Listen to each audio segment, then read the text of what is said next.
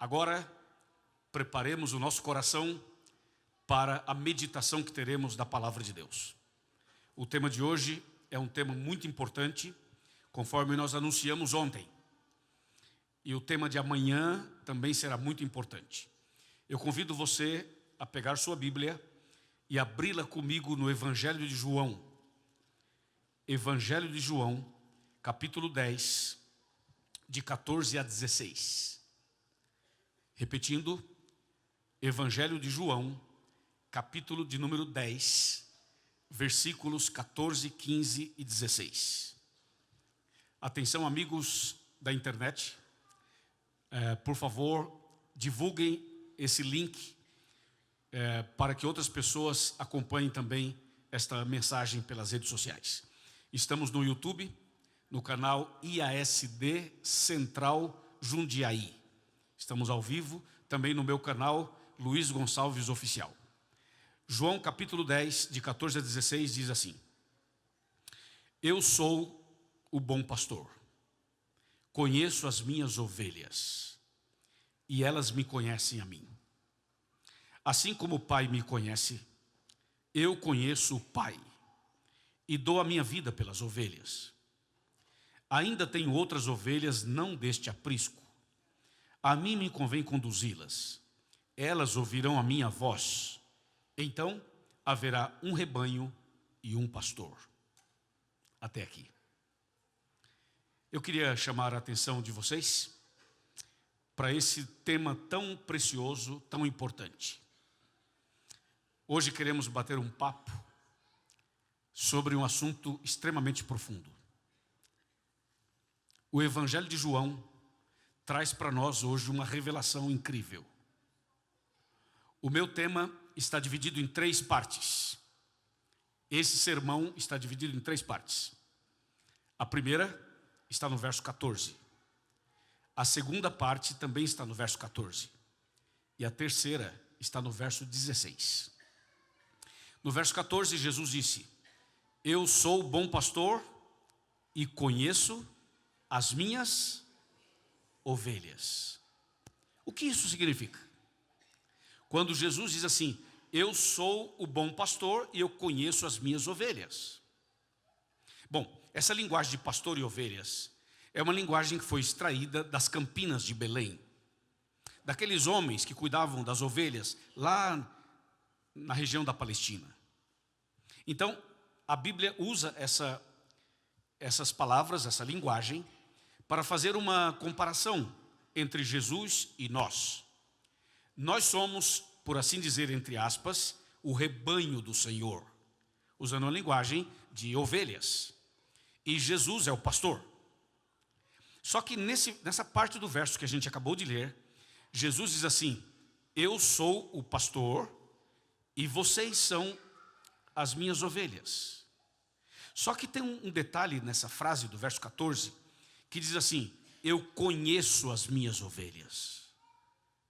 Parece uma frase simples, mas não é. Vamos lá. Vou começar pelo mais simples, depois vamos aprofundar um pouco mais. Jesus está dizendo que Ele conhece cada um de nós. Ele conhece passado, presente e futuro. Isso não é novidade para ninguém. Jesus conhece o que a gente pensa, o que a gente sente. Ele sabe tudo sobre cada um de nós. E Jesus sabe mesmo. E Ele também se interessa por nós. Às vezes nós achamos que Deus é um Deus muito distante. Achamos que Deus está preocupado e interessado em coisas maiores.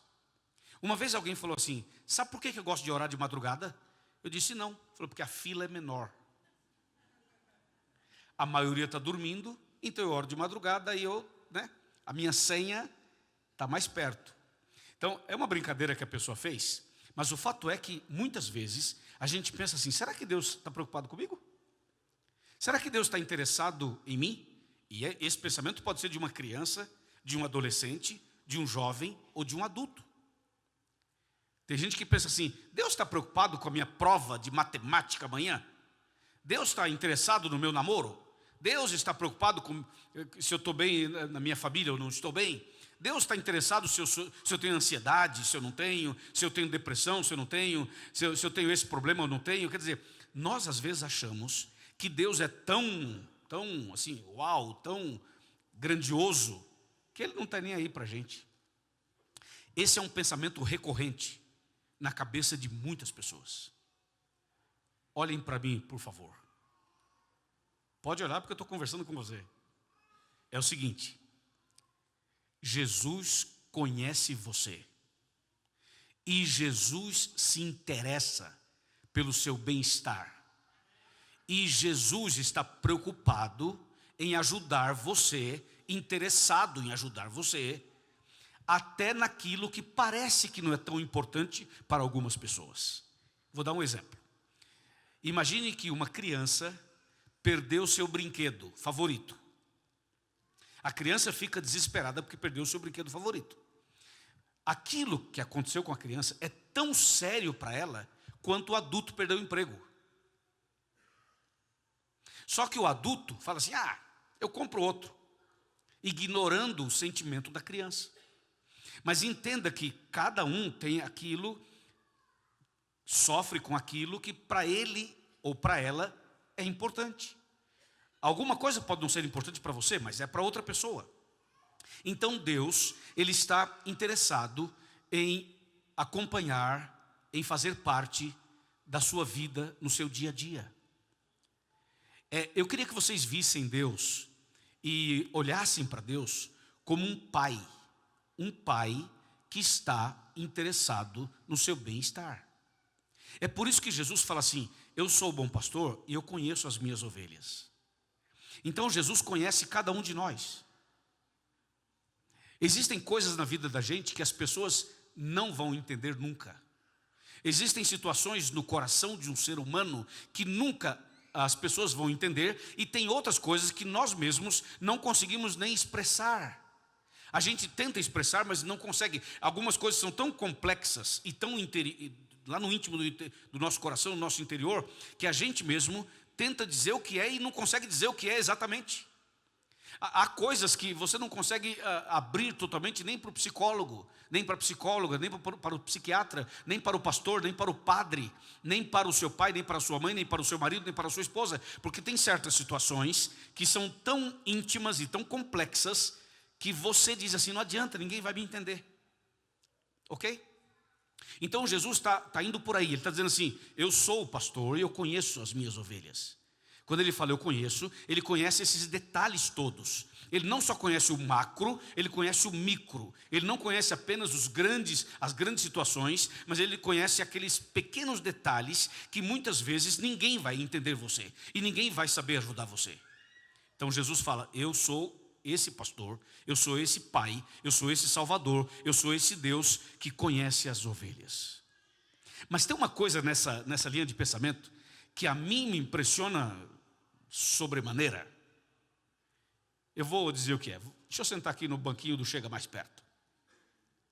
Quando eu sento aqui é que tem um detalhe legal que eu quero falar assim mais sentado à mesa. É como se estivéssemos sentados à mesa. Olha só, me dá um Chega Mais Perto aí na câmera. Quando chegar você me avisa, porque eu não quero tirar o olho da câmera. Chegou? Ok. Eu vou falar para a câmera, mas estou falando para vocês também que estão aqui. Veja uma coisa. O que você faria ao descobrir os defeitos de uma pessoa? O que você faria ao descobrir os pecados e os erros de uma pessoa? Bom, não sei o que você faria, mas em regra geral, as pessoas se afastam.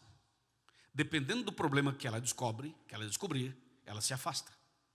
Porque ela diz assim, essa pessoa não era quem eu achava que era. Eu não esperava isso dessa pessoa. Ela me decepcionou. E a tendência humana é se afastar da pessoa. Ok? Isso acontece até na família, muitas vezes. Quando você descobre os erros de uma pessoa, as falhas de uma pessoa, os pecados de uma pessoa, a tendência é a gente se afastar dela. E tem mais, a nossa tendência é chamar os filhos e falar assim, filho, filha, está vendo essa pessoa? Sim, estou. Então não se aproxime dela, não ande com ela, não fique perto dela, porque não é flor que se cheire. E a gente se afasta. Assim somos nós, não é? Ok. E como seria o inimigo de Deus? O Satanás. Sabe como ele faz? O Satanás vê os seus erros, suas fraquezas, seus pecados, ele é o causador de tudo isso. E sabe o que ele faz? Ele põe o dedo na ferida para você sofrer mais. Ele joga você no chão e, se for possível, ele vai pisar em cima de você para que você sofra ainda mais. Agora, veja como é Jesus. Jesus não é como eu e não é como você. E Jesus não é como o inimigo. Jesus é diferente. Ele é o nosso Salvador. Sabe o que ele fala? Ele fala assim: eu conheço você. Então Jesus conhece os seus pecados, suas fraquezas, suas falhas, seus problemas de caráter, seus problemas de personalidade. Ele sabe os seus pontos positivos, os seus pontos negativos. Ele sabe suas virtudes, sabe seus defeitos. Ele sabe tudo sobre você. Bom, até aí não é novidade, mas vem agora uma novidade. Sabe o que mais me impressiona nisso? É que mesmo Jesus me conhecendo, e mesmo Jesus conhecendo você que está aqui essa noite, Jesus não te abandona, Jesus não vira as costas para você, Jesus não ignora você, Jesus não cancela você. Ele poderia cancelar você porque Ele é o único que conhece você de um jeito que ninguém conhece, nem as pessoas, nem o inimigo, nem ninguém. Só Jesus conhece você na sua total intimidade, e Ele sabe como você tem problemas, Ele sabe como você é pecador, Ele sabe quais são suas dificuldades. E o que mais me impressiona é que, sabendo tudo isso, Ele fala assim: eu amo você. Uau! Vocês não acham isso extraordinário? Porque nós fazemos diferente. A gente descobre o problema dos outros, a gente fala assim, e tem a linguagem da internet: cancela. Na primeira, cancela. E a gente acaba de matar a pessoa, não é? A pessoa já está capengando, já está com o pé na cova, e a gente acaba de empurrar. Agora, Jesus é diferente. Você viu o que Jesus faz? Jesus faz algo que nós nunca iremos entender. Como é que Jesus nos ama tanto? Me diz aí. Tem gente que não gosta nem dela mesma.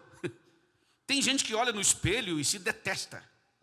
Tem gente que fala assim: olha, eu não me amo. E Jesus ama você. Olha isso.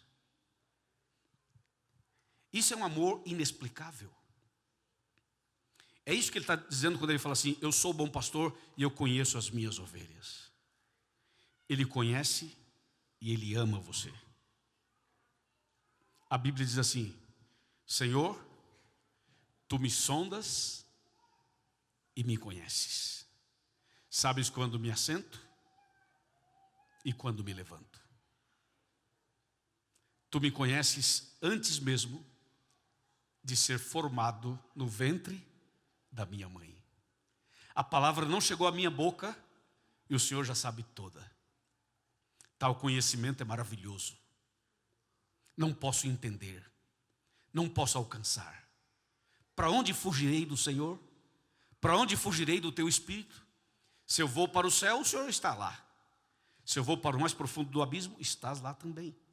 Se eu vou para cá, o Senhor está. Se eu vou para lá, o Senhor está. O Senhor está em todo lugar. Tal conhecimento é maravilhoso para mim. Eu não consigo entender. E agora eu vou trazer uma segunda revelação bíblica para nós. Escuta isso. Não há nada que você possa fazer para Jesus te amar mais. Sabia? Você pode dar $1 milhão para a igreja, ou para uma instituição de caridade, ou para uma obra missionária. Você pode dar $1 milhão para fazer uma coisa maravilhosa em favor da igreja. Isso não vai fazer Jesus te amar mais. Não há nada que você faça para Jesus te amar mais. Ele já te ama no máximo do máximo do máximo. Mas tem outra coisa. Não há nada que você possa fazer para Jesus te amar menos.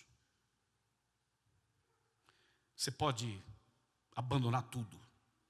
Você pode virar a cabeça. Você pode rejeitar a Bíblia. Você pode fazer bobagens. Não há nada que você faça para Jesus te amar menos. Olhe no meu rosto. Jesus ama você. Está entendendo? Jesus ama você do jeito que você é. Você merece? Não. Eu mereço? Também não. mas Ele nos ama. Eu sou o bom pastor, conheço as minhas ovelhas e amo as minhas ovelhas. Amém.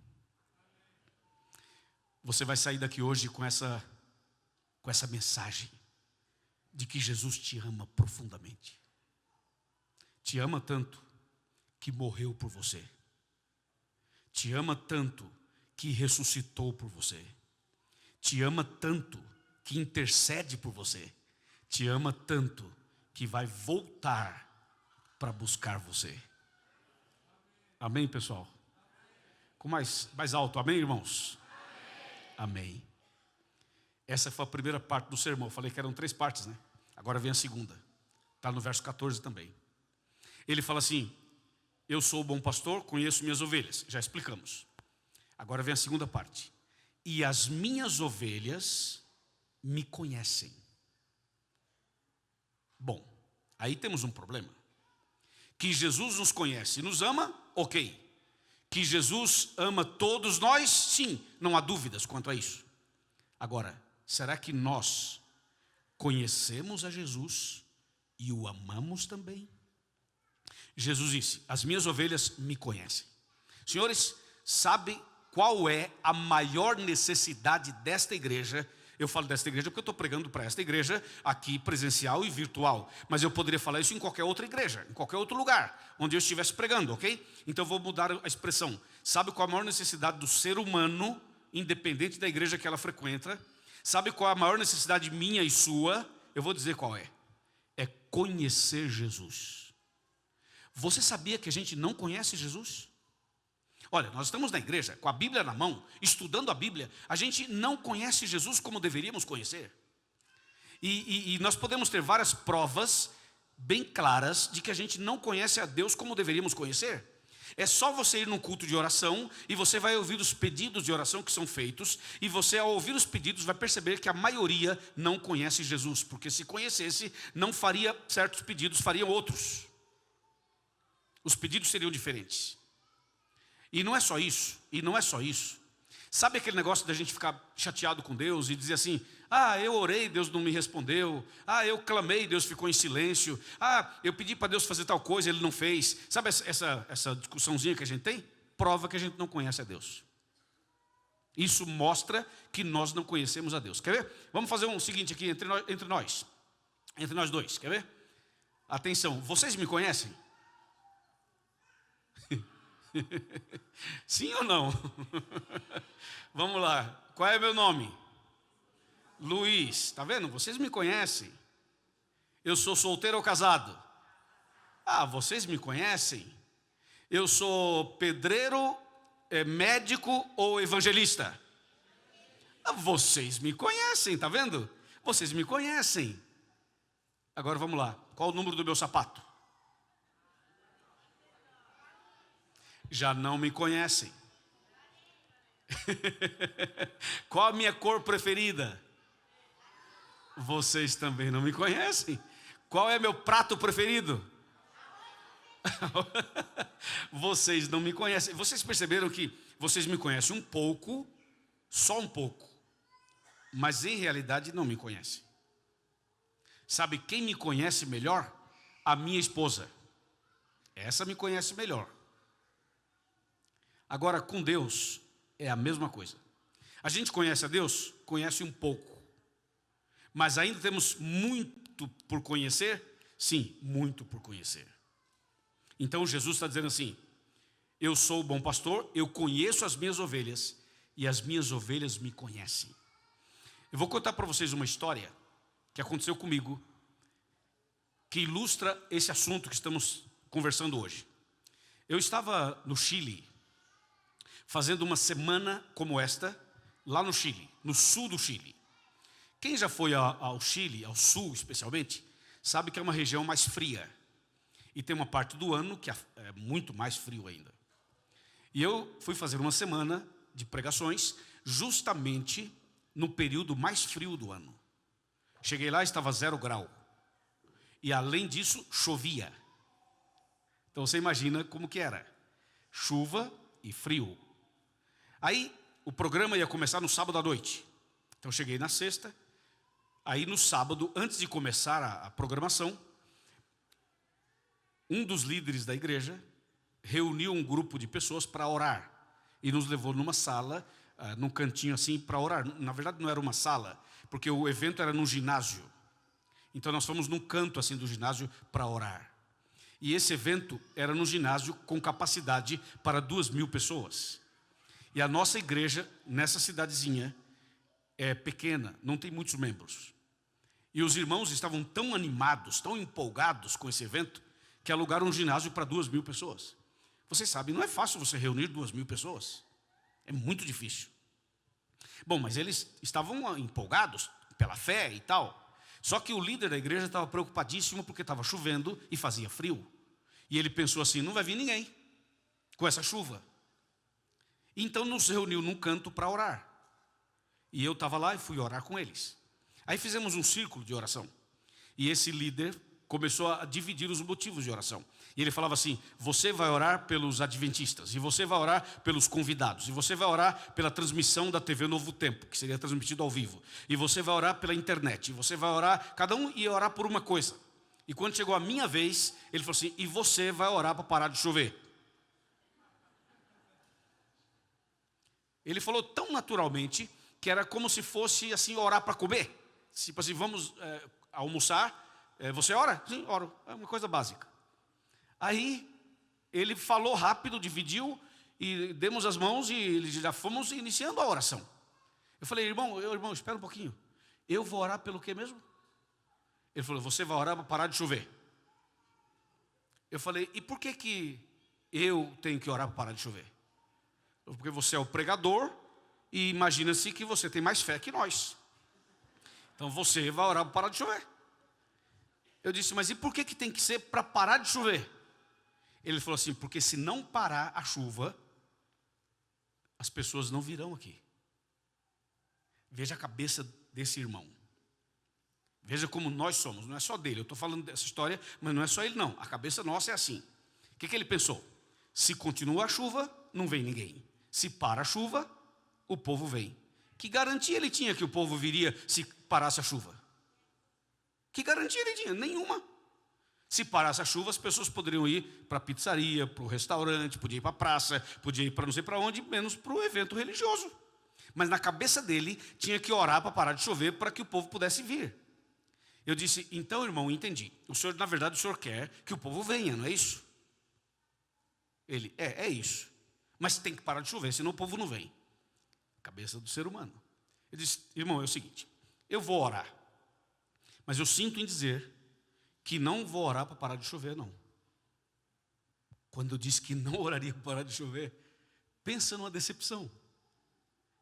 Eles olharam para a minha cara como e diziam assim, que pregador é você?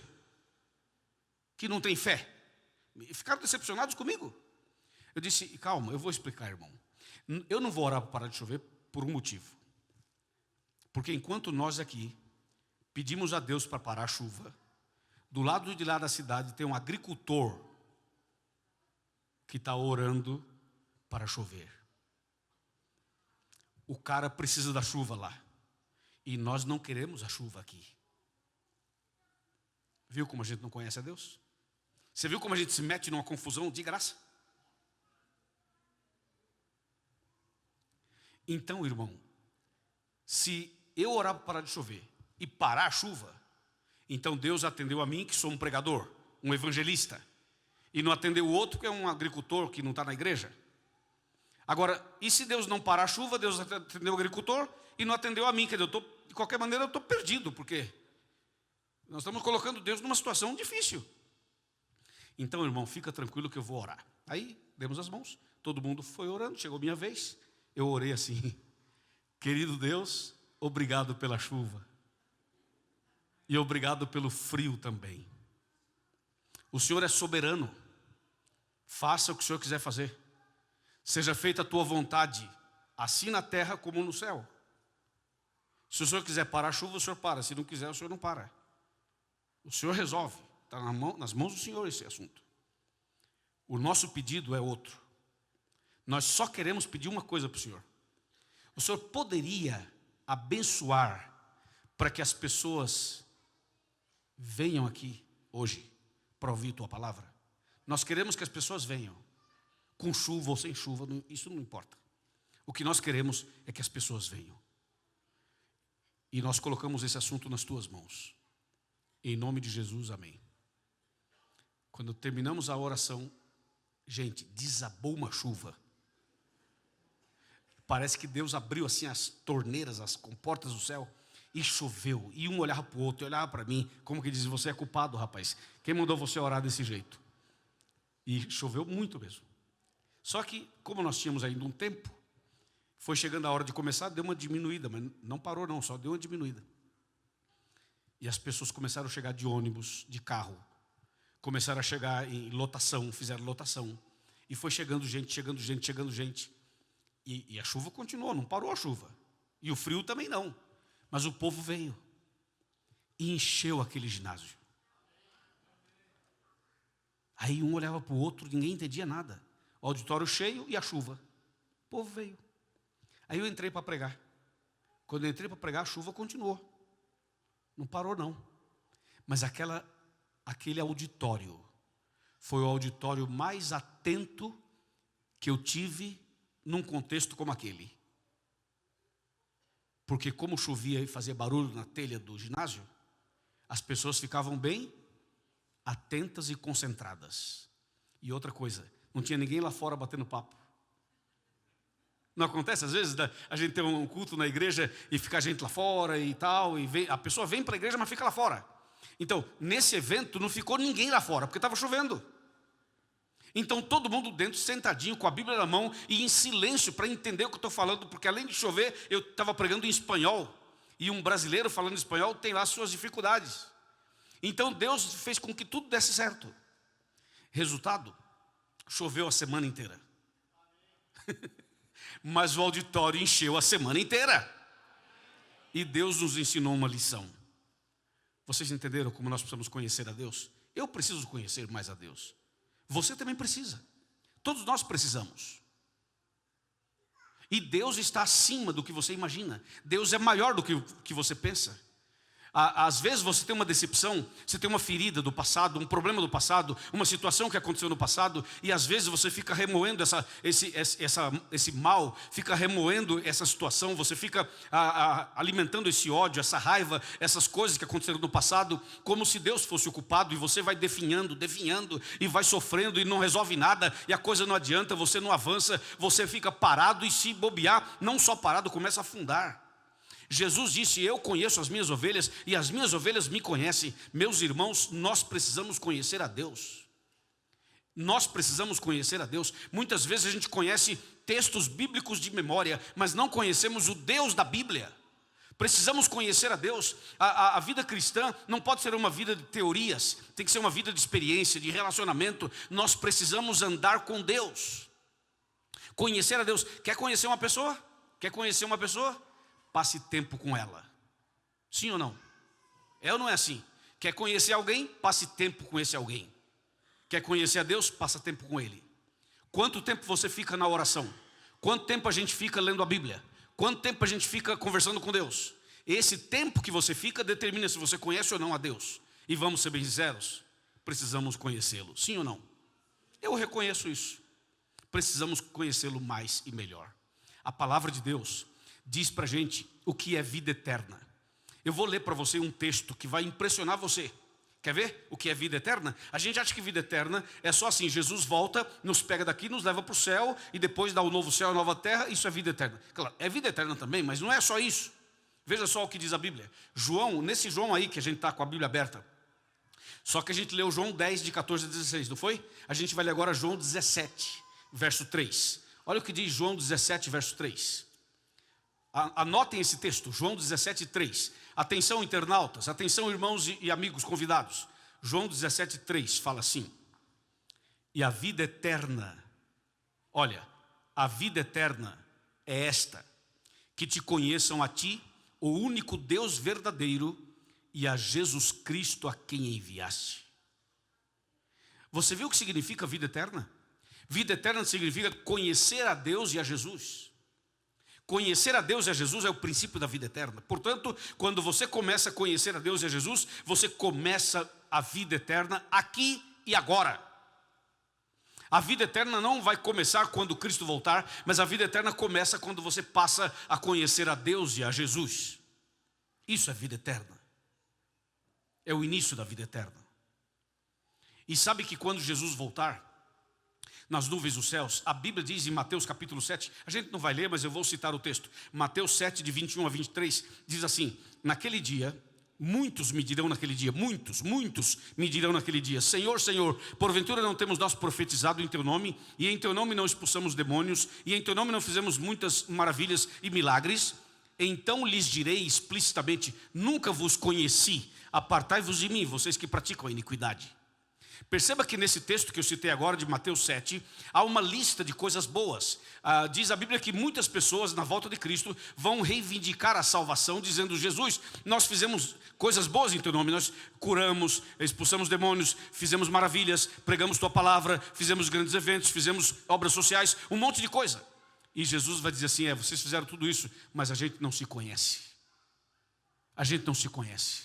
Você transformou a minha igreja num negócio, transformou minha igreja numa ONG, transformou minha igreja em alguma coisa menos num cristianismo verdadeiro.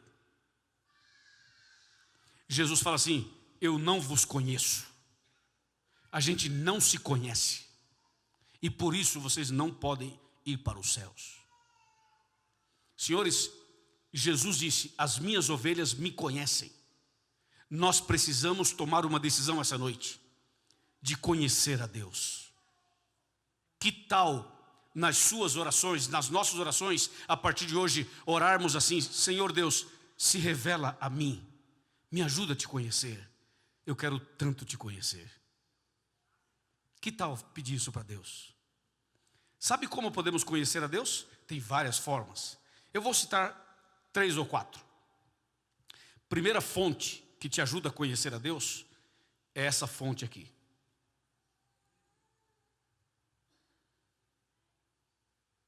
Quer conhecer a Deus? Quer conhecer Jesus? Estude a Bíblia. A Bíblia revela Jesus para você. Segunda fonte de revelação, de conhecimento de Jesus: a oração. Oração não é só para pedir e agradecer. Oração é para se relacionar com Deus. É para você passar tempo com Ele. Quanto tempo você já ficou conversando com Ele? Já calculou alguma vez? Uma vez eu fiz isso. Eu fui orar uma noite, me ajoelhei para orar e coloquei o cronômetro. Botei o cronômetro e me ajoelhei para orar. Quando eu terminei de orar, fui olhar o tempo. Que vergonha. Que vergonha. Falei: Senhor, me desculpa. Me ajoelhei de novo. Desliguei o cronômetro. Ajoelhei de novo. Falei: não, estou conversando pouco com o Senhor, preciso conversar mais. E aí falei com Deus um monte de coisas. Acabou tudo que eu tinha que falar. Eu falei tudo de novo. Repeti várias coisas. Falei: Deus, ainda não estou satisfeito. Tem coisa errada. Então agora eu vou ficar quietinho aqui de joelhos no teu colo. Fala comigo. E Deus está me ensinando cada dia. Eu estou aprendendo também. Todos estamos aprendendo. A vida cristã é um aprendizado. Então você pode conhecer a Deus pela Bíblia, pela oração e também pela contemplação. Quando você contempla as obras das mãos de Deus, a natureza, o sol, a lua, as estrelas, a água, o fogo, o vento, a chuva, quando você medita nas árvores, nos peixes, nos animais, em tudo que Deus fez, todas as obras das mãos de Deus, quando você medita naquilo que Deus fez, a criação de Deus revela a Deus para a gente. Mas Deus também se revela através de pessoas. Deus usa pessoas para falar com a gente. E a revelação máxima de Deus é Jesus. Para conhecer Jesus e a Deus, temos que dar atenção a esses tópicos que eu mencionei: Bíblia, oração, contemplação e também através de pessoas. Busquemos mais a Deus. Quando você for orar, tenta ser mais próximo de Deus possível. evita o formalismo. Seja formal quando tem que ser formal, mas na sua relação com Deus, converse com Deus. Abra seu coração para Deus e peça para Deus se revelar a você. Amém? Um dia, Deus chamou Moisés para uma missão no Egito, para tirar o povo de Israel da escravidão egípcia. Moisés não quis, relutou por 5 vezes. E finalmente ele aceitou o convite de Deus. Deus usou Moisés e Arão e tirou o povo da escravidão egípcia. Até aquele momento Moisés estava sendo usado por Deus, mas Moisés não estava ainda convertido totalmente. Estava num processo. Ele dirigia o povo pelo deserto, conduzia o povo pelo deserto em direção à terra prometida, a terra de Canaã. Mas ainda assim, Moisés não estava no ponto ainda, como nós não estamos no ponto. E chegou uma certa altura da viagem, uma certa altura da caminhada pelo deserto, que Moisés foi à montanha para falar com Deus. Ele conversava com Deus em oração, mas ele não via Deus. Ele escutava ruídos, ele escutava a voz de Deus, ele escutava muita coisa de Deus. Ele via a manifestação de Deus assim como fogo, fumaça, vento, mas Moisés nunca tinha visto Deus. E um dia Moisés na montanha falou assim: "Oh Deus, nós somos amigos, não somos?" "Sim, somos amigos." "O Senhor me ama, né? Eu também te amo, certo?" "Certo." "Tá, então, querido Deus, eu queria fazer um pedido para o Senhor.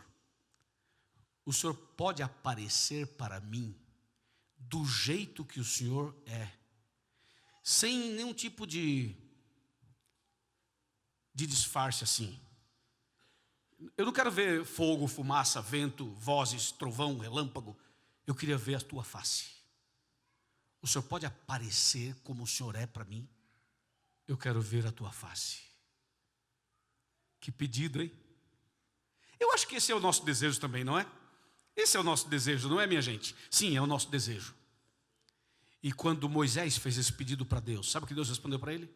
Falou: "Oh Moisés, nós somos amigos, nós nos amamos, eu amo você e eu quero que você me veja como eu sou.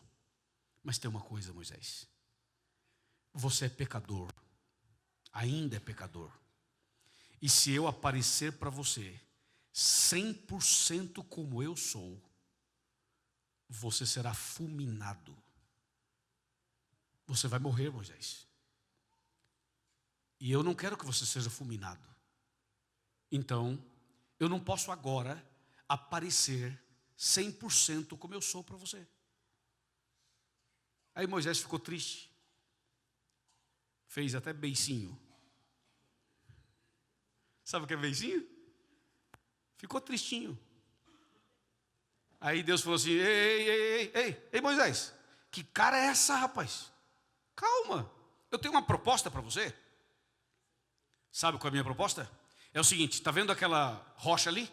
Sim, estou. Está vendo aquela fenda na rocha? Sim, Senhor, estou. Então você vai para lá, fique de cócoras naquela fenda da rocha, ok? E eu vou passar na sua frente. Eu vou passar diante de você, Moisés.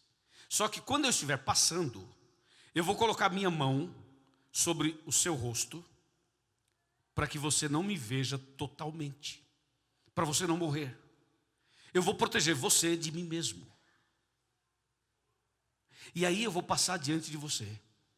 Quando eu terminar de passar, eu tiro a minha mão e você vai me ver pelas costas.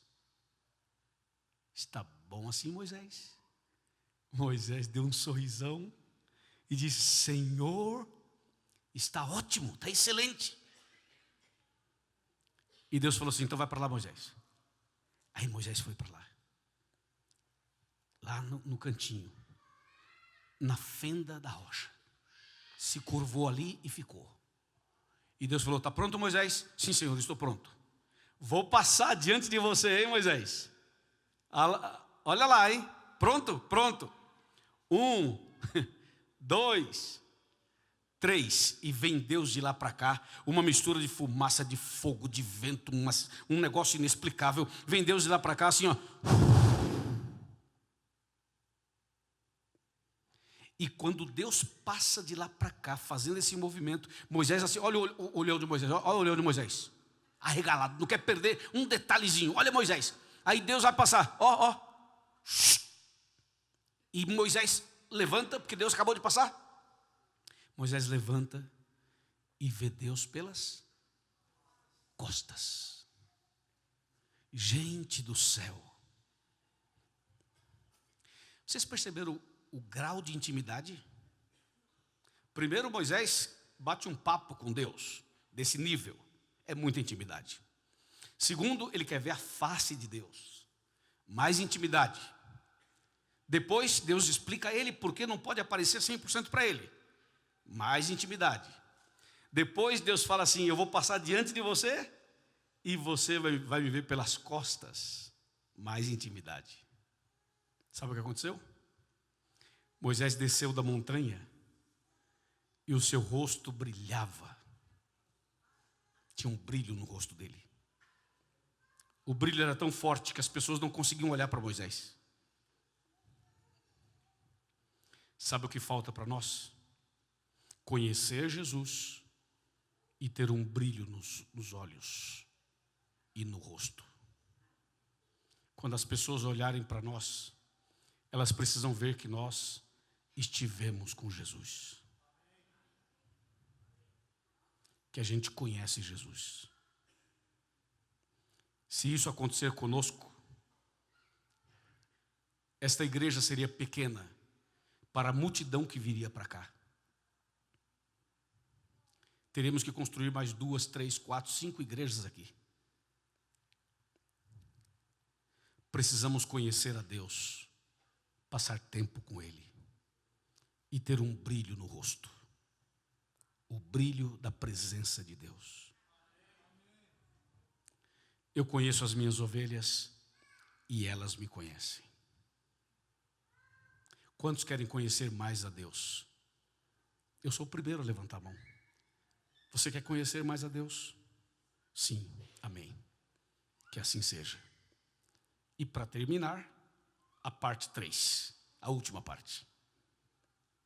Voltemos para João 10. Agora verso 16. Vocês lembram que a primeira parte foi: eu conheço as minhas ovelhas, eu sou bom pastor, conheço minhas ovelhas. A segunda parte foi: as minhas ovelhas me conhecem. Lembra? E a terceira parte, voltemos para João 10, verso 16. Atenção, amigos da internet, pessoal do YouTube e das outras redes sociais também. João 10,16 fala assim: ainda tenho outras ovelhas, não deste aprisco. A mim me convém conduzi-las. Elas ouvirão a minha voz. Então haverá um rebanho e um pastor. Pensa num texto bem profundo, é esse aqui. Nem vai dar para a gente explorar todo ele. Porque se fôssemos explorar todo o verso 16, precisaríamos fazer uma vigília. O texto começa dizendo assim: eu tenho outras ovelhas que não são desse aprisco. Ovelhas são os filhos de Deus. Deus está dizendo assim: eu tenho outros filhos que não são desse aprisco. Aprisco é o lugar em que as ovelhas se reúnem. Nesse caso, a igreja. O aprisco representa a igreja. Então Jesus está dizendo assim: eu tenho outros filhos que não são desta igreja. É uma frase que incomoda muita gente. Mas o texto está dizendo exatamente isso. Eu tenho outros filhos que não são desta igreja. Não são e não estão. Em outras palavras, Jesus tem seus filhos em todas as igrejas. Jesus tem seus filhos em todas as denominações. Jesus tem seus filhos em todas as religiões. E Jesus tem filhos que não frequentam nenhuma igreja. Pensa que só você é filho de Deus? Não, não é. Um dia o profeta Elias achou que só ele não tinha dobrado os joelhos a Baal. E Deus falou assim: você está enganado, meu filho. Tem mais gente que não se curva diante de Baal que você não sabe. Jesus está dizendo assim: eu tenho outras ovelhas que não são desse aprisco. Isso que eu estou dizendo, lendo na Bíblia, explicando, é uma realidade. Você pode pensar o que você quiser, mas é uma realidade. As ovelhas de Jesus estão em vários lugares. E tem ovelhas de Jesus que nesse momento estão em lugares estranhos, que eu e você não frequentamos. Eles não estão só em igrejas. Tem ovelhas de Jesus que estão em lugares estranhos, como um dia alguns aqui estiveram. Entendeu? Embora essa seja uma realidade, essa não é a vontade de Deus. O fato de ter filhos, ovelhas em outros apriscos é uma realidade? É. Mas essa não é a vontade de Deus. Deus não gostaria que fosse assim. É como se um pai e uma mãe tivessem seus filhos vivendo em lugares diferentes, em países diferentes. Você pode ter um filho morando nos Estados Unidos, outro na Europa, outro no Japão, outro na Austrália. Os seus filhos estão bem lá onde estão? Estão trabalhando, são bem-sucedidos e tudo. Nesse ponto você está feliz. Mas pergunta para o pai e para a mãe qual é o desejo do coração deles. É ter os filhos todos em casa. É ter a família toda reunida para almoçar junto, jantar junto, passear junto. É ou não é assim? Por mais que os filhos estejam bem onde estão, você se sente feliz por isso, mas você gostaria mesmo de tê-los aí com você o tempo todo. Nenhum de nós está preparado para viver a experiência do ninho vazio. Ok, os filhos de Deus estão espalhados em vários apriscos, como diz aqui. É uma realidade? É, mas essa não é a vontade de Deus. Sabe qual é a vontade de Deus? É ter os seus filhos todos reunidos, todos juntos. Essa é a vontade de Deus. E aí vem a segunda parte do verso 16. A segunda parte do verso 16 fala assim: a mim me convém conduzi-las. Outras versões dizem assim: a mim me convém buscá-las, trazê-las. Eu vou buscar minhas ovelhas. Elas estão em outros apriscos, meus filhos estão espalhados. Sim, estão. Mas eu não quero que seja assim. Por isso eu vou buscá-las. Por isso eu vou conduzi-las. Por isso eu vou resgatá-las. E vou trazê-las de volta. E um dia haverá um rebanho e um pastor. O que Jesus está dizendo aqui é o seguinte: existe um aprisco verdadeiro. Existem muitos apriscos, mas verdadeiro só tem um. Ok? E segunda coisa, as ovelhas de Jesus estão em vários apriscos. Jesus diz assim: eu vou buscar minhas ovelhas. A mim me convém conduzi-las. Eu vou até elas e vou trazê-las. E quando eu trazer todas as ovelhas, aí haverá um só rebanho e um só pastor. O pastor é Jesus e um só rebanho é a sua igreja. Hoje nós temos a igreja visível e temos a igreja invisível. Ou seja, aqueles que são de Deus, mas que não estão no mesmo aprisco. E Jesus fala assim: eu vou buscar minhas ovelhas. E é isso que estamos fazendo essa semana aqui.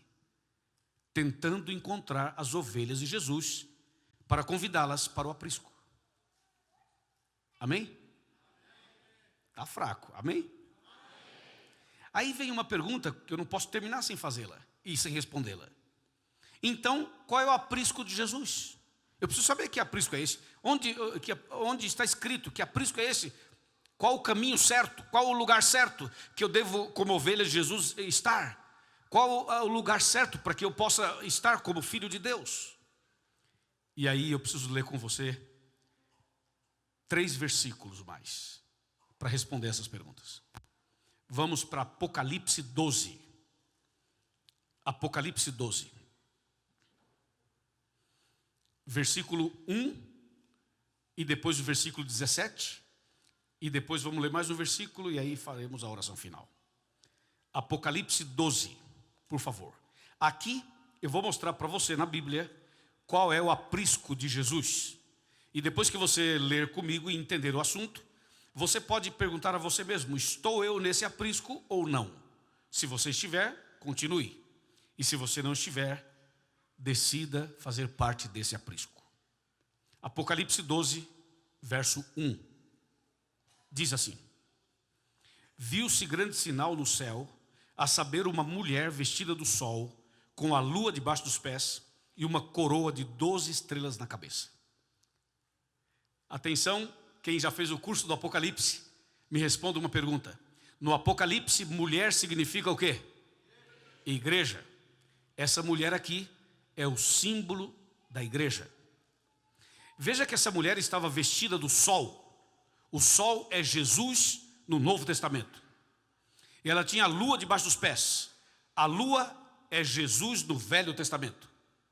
Portanto, uma mulher que está vestida do sol, com a lua debaixo dos pés, é a igreja no Velho e no Novo Testamento. Amém? Eu estou avançando meio rápido, porque o meu tema não é Apocalipse 12. Mas para entender o texto de João que estamos estudando, eu preciso passar por aqui. A mulher tinha na cabeça uma coroa. Por que essa mulher tinha uma coroa na cabeça? Porque significa que a igreja de Deus, apesar de todas as lutas que ela vai passar, que já passou, ela será vitoriosa. Por isso a coroa, para mostrar vitória. E nessa coroa tinha quantas estrelas, pessoal? Todo mundo junto, quantas estrelas? Quantas? 12. Sabe por que 12? Porque as 12 estrelas representam, primeiramente, as 12 tribos de Israel. E em segundo, os 12 discípulos. Porque estamos falando da igreja no Velho e no Novo Testamento. A igreja de Deus existe desde o Antigo Testamento. A igreja de Deus, o aprisco de Jesus, não seria fundada por mim, nem por um pastor, nem por uma mulher, nem por um grupo de pessoas. A igreja de Deus existe desde o começo do mundo. Deus é o Criador, é quem estabeleceu sua igreja. Amém, irmãos? Por isso que a mulher está vestida de sol e tem a lua debaixo dos pés. Para mostrar que a sua base, a sua estrutura embaixo dos pés, toda a estrutura da igreja, a origem dela está no Velho Testamento. E no Novo Testamento ela foi visitada por Cristo. Quando Cristo aqui esteve, quando nasceu da Virgem Maria, Jesus veio aqui, iluminou sua igreja, dirigiu sua igreja, abençoou sua igreja, orientou sua igreja e morreu na cruz para salvar todos nós. Por isso que a mulher tem uma coroa e na coroa 12 estrelas. Bom, você viu que a mulher do capítulo 12 é o aprisco verdadeiro. Essa é a igreja certa. Apocalipse 12. Aí está o aprisco verdadeiro. Bem, mas isso ainda não está claro. Tem que ler mais um verso, são mais dois, né? Vou ler já o segundo e depois leremos o último. Eu vou te mostrar agora as duas principais características desta igreja, que está aí, Apocalipse 12. Você vai ver na Bíblia. Apocalipse 12, versículo 17. No mesmo capítulo, versículo 17. Diz assim: irou-se o dragão contra a mulher e foi pelejar com os restantes da sua descendência, os que guardam os mandamentos de Deus e têm o testemunho de Jesus. E se pôs em pé sobre a areia do mar. Até aí. Você percebeu no verso 17, o texto diz assim: irou-se o dragão contra a mulher. Vamos lá? Todo mundo, atenção pessoal. Quem é o dragão no Apocalipse? Satanás. Quem é a mulher? De novo, quem é o dragão? Queria que todo mundo participasse. Quem é o dragão? Quem é a mulher? A mulher. Fala, a mulher. A mulher. A mulher. A mulher é a igreja. O dragão é Satanás. E aí está dizendo assim: o dragão está irado contra a mulher. Isto é, Satanás está irado contra a igreja. Você já viu uma pessoa irada? Já viu uma mulher irada? Já viu um homem irado? Uma pessoa irada é quase que possessa, é ou não é? A pessoa, quando está muito irada, ela pode fazer loucuras, não é assim? E o que você acha de Satanás irado? Sim, a Bíblia diz que ele está irado. Está irado contra quem? O que é que deixa o diabo irado? O verso 17 responde: É porque essa mulher do capítulo 12, verso 17, essa mulher de Apocalipse 12, essa igreja, ela guarda os mandamentos de Deus e tem o testemunho de Jesus. Isso deixa o diabo com raiva. Tenta guardar os 10 mandamentos para tu ver o negócio. Decida obedecer os 10 mandamentos para tu ver o negócio. Você vai ver como é difícil guardar os 10 mandamentos. E o diabo vai tentar dificultar para você não guardar os mandamentos. A ira dele se levanta. É por isso que tem muita gente por aí que fala assim: a lei foi abolida, os mandamentos foram abolidos, Jesus morreu na cruz e acabou com a lei. Isso é conversa do diabo, não de Deus. A Bíblia diz: irou-se o dragão contra a mulher e foi perseguir os que guardam os mandamentos de Deus, diz o verso, e tem o testemunho de Jesus. Qual é o aprisco verdadeiro? O aprisco verdadeiro é a igreja que guarda os mandamentos de Deus e tem o testemunho de Jesus. Esse é o aprisco. Aí agora você analisa se você está no aprisco certo ou não.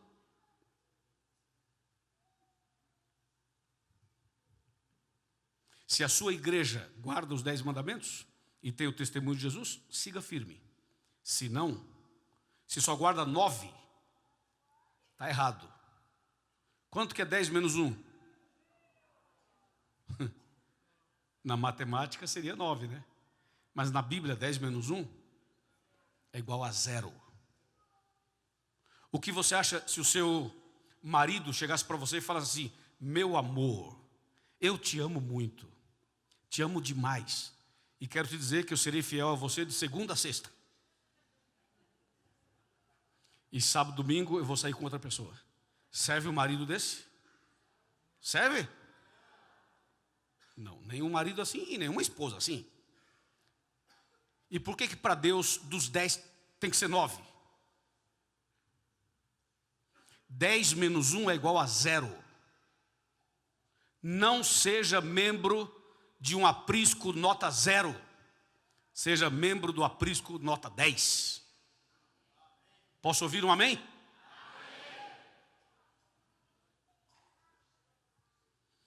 Então, qual é o convite de Deus para nós hoje? Agora vem o último verso. Apocalipse 18, verso 4. Qual é o convite de Deus para nós? Apocalipse 18, verso 4 diz assim. Olha que texto sobrenatural. Diz assim: ouvi outra voz do céu dizendo: retirai-vos dela, povo meu, para não serdes cúmplices em seus pecados e para não participardes dos seus flagelos.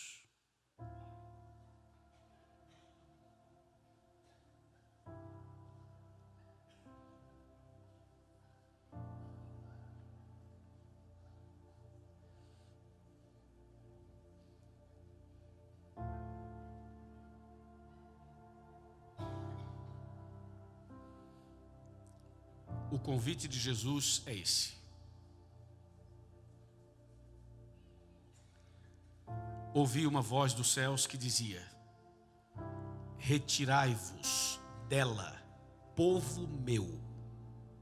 Quando ele fala povo meu, está dizendo que ele tem filhos, ovelhas, em outros apriscos.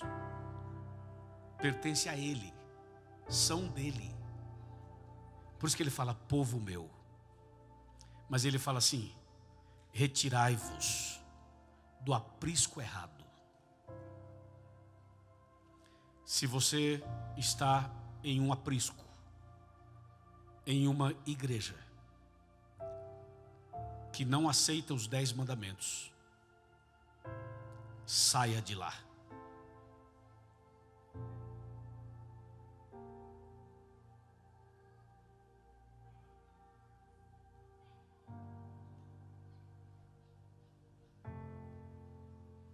É o que diz o texto bíblico. Retirai-vos dela, povo meu. Venha para o aprisco de Jesus. um dia eu tomei minha decisão. Eu não conhecia essas verdades bíblicas. Mas quando eu conheci, eu decidi seguir o caminho certo. E quando eu decidi seguir o caminho certo, os meus pais não me apoiaram, porque pensavam que eu estava traindo a família. Quando eu decidi seguir o caminho certo, os meus irmãos também não aceitaram. Eu sou de uma família de 8 irmãos, 7 homens e uma mulher. São 8 filhos. Com papai e mamãe nós somos em 10. Quando Deus me chamou para esse aprisco de Apocalipse 12, me chamou para aceitar a verdade e andar na verdade, o meu pai me chamou e disse assim: Luiz, se você se batizar nesta igreja, você não será mais meu filho. É duro ouvir isso, né? Eu nunca respondi meu pai, porque nós fomos ensinados assim, a chamá-lo de papai e pedir a bênção todo dia. Eu acho bonito quando o filho pede a bênção. É muito especial, né? E eu fui criado assim. E meu pai falou isso para mim, foi muito duro. E pela primeira vez na vida eu respondi meu pai com respeito. Eu disse: papai, por que o senhor não quer que eu me batize nessa igreja? O senhor conhece a igreja? Ele disse: não. O senhor já foi a essa igreja? Também não. E por que o senhor não quer que eu vá para ela? O senhor não conhece? Ele falou assim: não sei. Só sei que eu não quero que você vá. Eu falei: papai, eu irei. Porque eu estudei algumas coisas que talvez o senhor não tenha estudado ainda. E eu vim para a igreja adventista, porque essa igreja ensina a guarda dos 10 mandamentos. Essa igreja ensina a Bíblia como ela é. E eu vim para a igreja adventista. Meus pais contra, meus irmãos contra. Eu sou de Sorocaba, aqui perto. Hoje eu não moro em Sorocaba, moro em Brasília, mas eu sou de Sorocaba. E depois que eu me tornei adventista, eu fiz uma oração para Deus. Eu estava andando nas ruas de Itaquera, zona leste de São Paulo. Eu era um missionário da igreja adventista. Eu ensinava a Bíblia de casa em casa para as pessoas. E um dia, andando nas ruas de Itaquera, me deu uma aflição. Eu, no meio da rua, parei, olhei para o céu e falei: Deus, o Senhor conhece minha família? Eu imaginei Deus dizendo: sim, conheço. O Senhor pode converter minha família? Eu imaginei Deus dizendo: sim, eu posso. Se o Senhor converter minha família, eu te faço 3 promessas.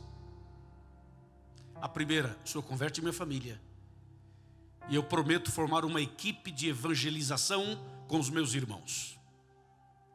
Segunda: o Senhor converte minha família, e eu prometo ir à Aparecida do Norte, estabelecer a igreja adventista lá.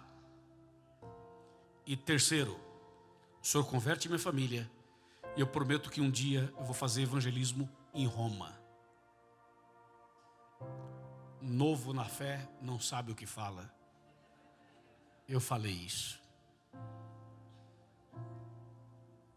Ainda bem que Deus conhece a gente, né? Eu sou o bom pastor, conheço minhas ovelhas. Mas o tempo passou. 5 anos depois, os meus irmãos quase todos se converteram. Dos 7 irmãos homens, dos 7, 6 se converteram. E agora preparem-se para ouvir um milagre.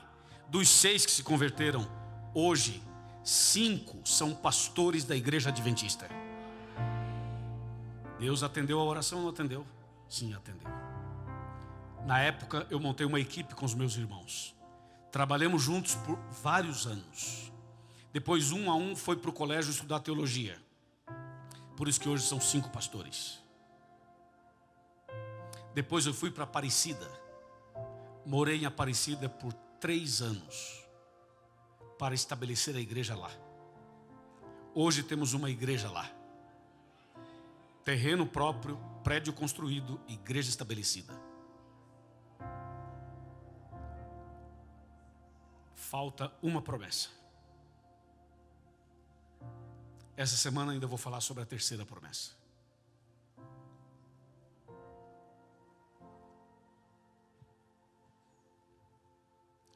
Então o que eu estou pregando para você não é uma teoria. Foi também o que eu passei. Deus está chamando você. Quantos de nós deseja fazer parte do aprisco verdadeiro de Cristo Jesus? Levanta a mão. Amém. Parabéns.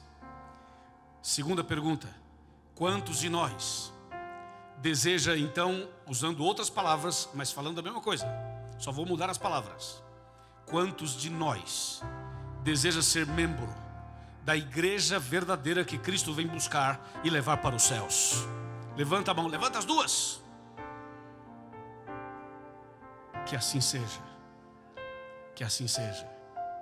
Onde estão os meus amigos com esse cartão? Por favor. Onde estão os meus convidados especiais com esse cartão? Dá para ficar em pé, por favor? Levante-se, por favor. Muito obrigado. Os amigos deles, os irmãos que estão aqui, que são amigos dessas pessoas, ou parentes delas, levantem-se também ao lado delas, para que elas não se sintam sozinhas. E para que todos entendam que somos discípulos de Jesus e precisamos um do outro nessa caminhada cristã.